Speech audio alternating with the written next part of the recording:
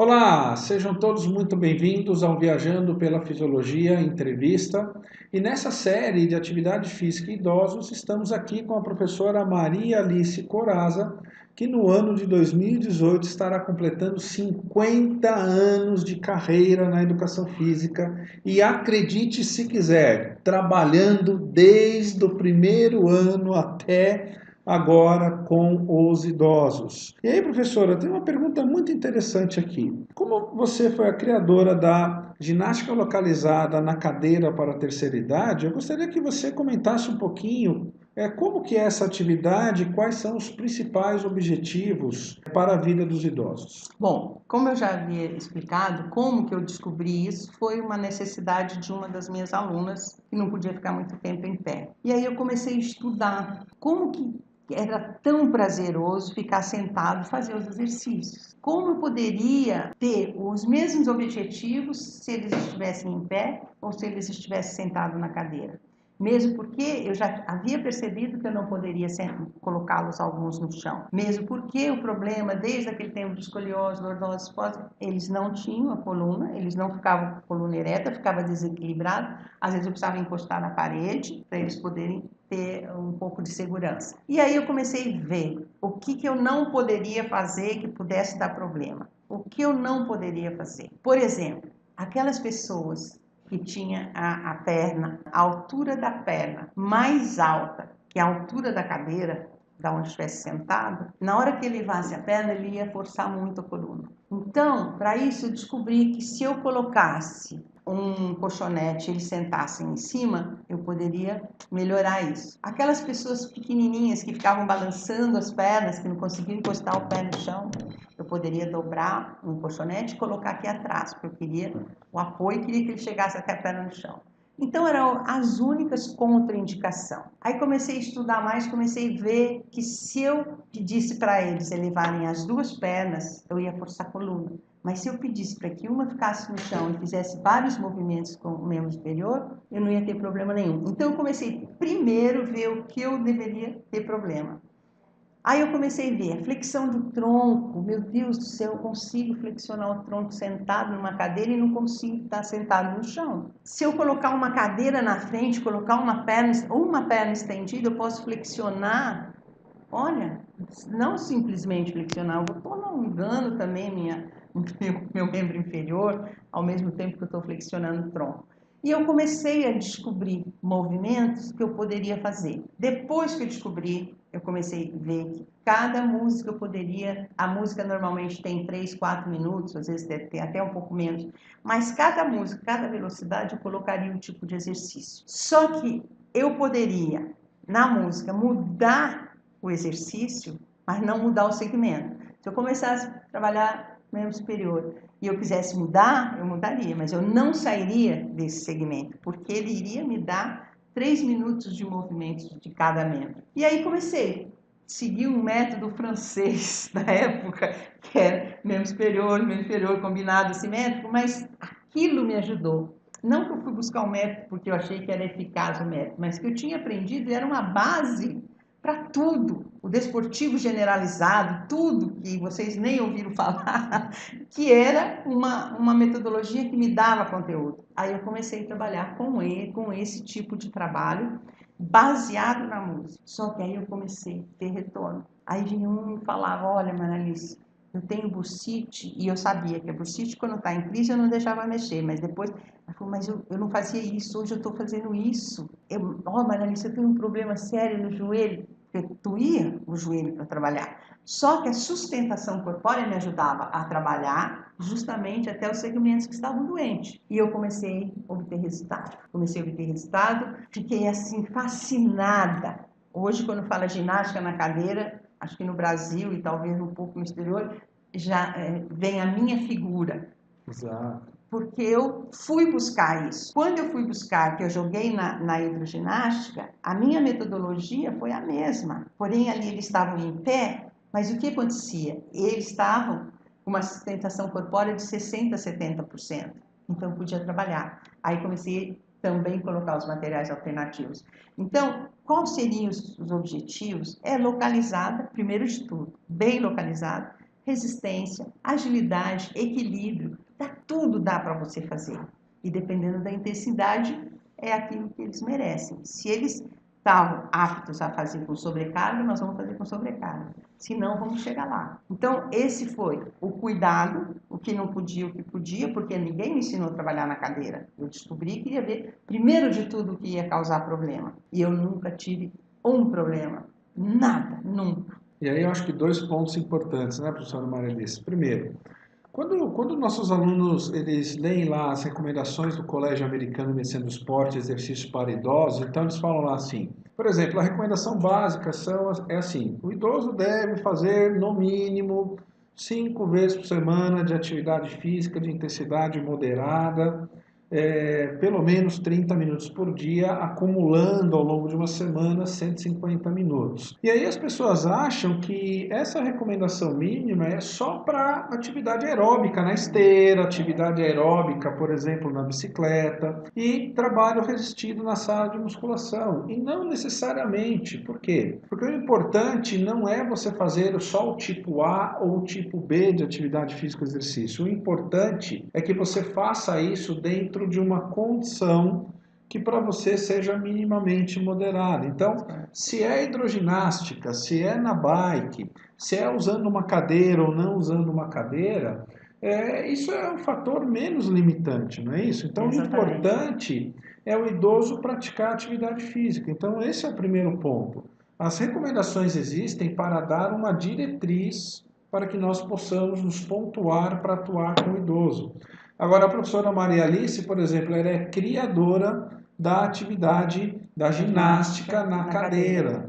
Então, veja, muitos idosos que fazem a ginástica na cadeira têm uma percepção de esforço no moderado. Exatamente. Fazem 2, às vezes 3, às vezes 4 vezes por semana e, portanto, conseguem se manter dentro dos critérios mundiais para ser considerado como um idoso ativo. E é uma coisa bem assim, você transpira, mas você não fica cansado. Exato, que é justamente uma forma de você entender que aquela atividade ela é moderada para os idosos. E o segundo ponto, professor, e aí eu vou entrar com uma pergunta, vocês separaram aqui, eu faço atividade física com os meus idosos com uma cadeira. Então, professora, pensando nisso, quais são os materiais alternativos que hoje você tem trabalhado, tanto com os idosos aqui no Brasil como no exterior? Gente, ela é internacional. Imagina. Outro dia eu perguntei assim para um amigo meu, por onde anda Maria Alice Corazzi? E ele me respondeu assim, tá fazendo um cruzeiro aí pela Europa. E eu, bobinho, imaginando que ela estava passeando, né, de férias com a família, quando esse meu amigo me falou que nada, ela está lá para aplicar atividade física no grupo de idosos do cruzeiro. Hoje em dia, não é só Roberto Carlos que tem cruzeiro, Maria Alice Corazza tem cruzeiro também para os idosos. E essa é uma história que a Costa demorou uns tempos para acreditar. Quando eu falei, vamos fazer um cruzeiro sênior só com idosos, eles não acreditaram. O primeiro nós tivemos 1.500 idosos. O segundo nós tivemos 3.800. Olha. O terceiro foi na Europa, tinha 5.000, sendo que a maior parte eram estrangeiros, mesmo assim foram 500 brasileiros. Então foi uma coisa assim, que deu certo, foi uma coisa de ousadia. Eu tenho uma equipe que dá dança sênior e eu dou a ginástica na cadeira. Mas lota, né? Ginástica na cadeira é uma coisa assim bem... Mas é uma atividade que a gente pensa assim, ginástica na cadeira, nananã. Mas você viu o efeito aqui para os estudantes todos fazendo, e é uma alegria, e para eles é muito maravilhoso, é muito assim, eu posso fazer, eles podem fazer tudo, então dança tudo que você quiser, hoje eu já dou a dança na cadeira, entendeu? Às vezes da ginástica, eu dou um tango um na frente do outro, dançando, aí tem uma hora que levanta, aí você cria em cima. Então, os materiais alternativos que você perguntou, o que seria? Eu comecei com o elástico, depois, uma próxima vez, a gente pode trazer o material. O elástico é mais ou menos uns 3, 4 centímetros de largura e 1 metro. Aí você vira ele e costura, então faz 2 aros de elástico, né? E ali você apoia na perna e tal. Por quê? Porque ele é melhor do que o garrote ou o parabana.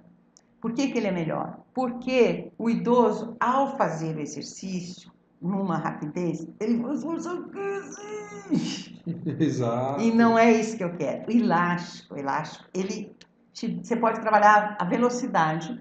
Então, numa música rápida, você está trabalhando a resistência. E, de repente, eu mando esticar no máximo e ali nós fazemos um movimento sem poder. Eu falo, não pode encolher o elástico. Ele está trabalhando a força.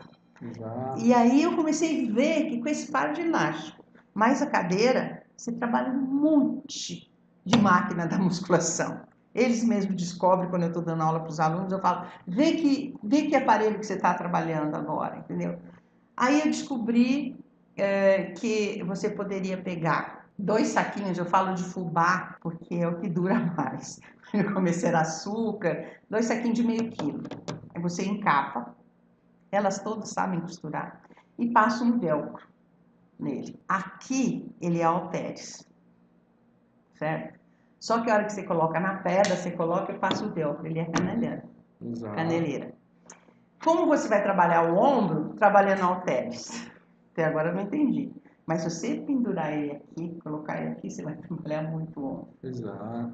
Entendeu? Aí eu comecei a ver que eu poderia fazer um monte de coisa. A camiseta, aqui embaixo a camiseta, você corta, a tua camiseta velha, um palmo, se forma uma roda, não pode? Nós vamos fazer uma série de alongamentos com esse 20 centímetros de camiseta. Você pega a esponja, você vai nessas casas que forram sofá e tal, eles dão até, mas uma densidade maior do que a de tomar banho. Faz cola, ou uma roda, ou um quadradinho e tal, e pede para eles caminharem amassando.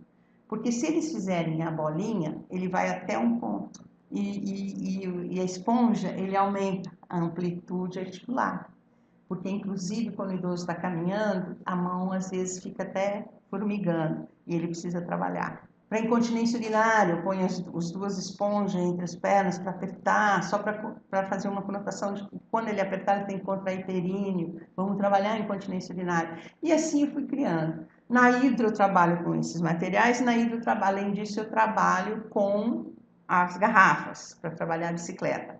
E minha última invenção foi a hidroroupa, hidrocaminhada. Você vai dar caminhada, e eu dava várias caminhadas e comecei a perceber, pô, eles não estão fazendo força nenhuma.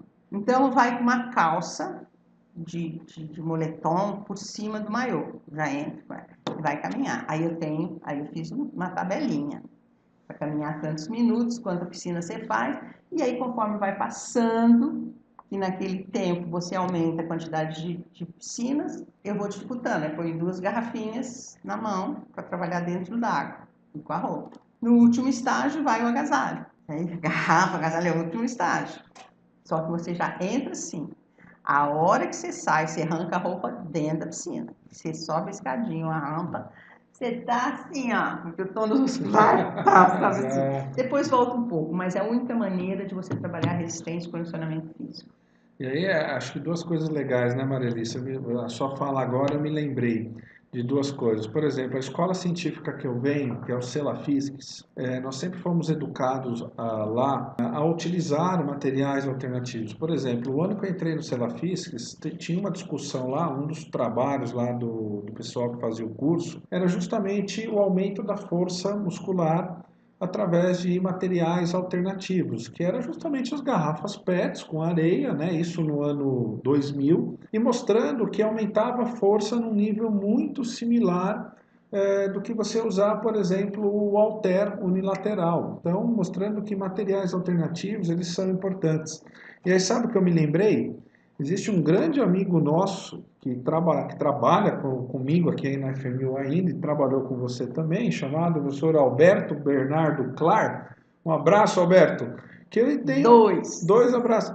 E tem uma história do professor Alberto que é muito fantástica, que ele falava para os atletas dele, não, meu, você vai entrar na piscina de tênis e vai nadar de tênis, porque para criar um aumento de resistência, criar um melhor resultado. Então, gente, observe ao seu redor, na academia, na aula de personal, quais são os materiais alternativos que você pode utilizar para criar resistência.